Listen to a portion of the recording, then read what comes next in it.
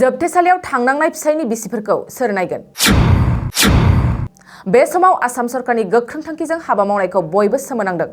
आसाम रायजोआव उन्दै बैसोआव हाबा जानायखौ हमनाय थासारिया हादरावनो बयजोंबो सावरायजादों।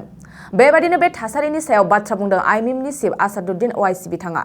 बाथ्रा बुंनायजोंनो लोगोसे गिबि मन्त्रि हेमन्तनिसिम गोख्रों सोंथि सोंदों आसादुद्दिन ओवाइसिया।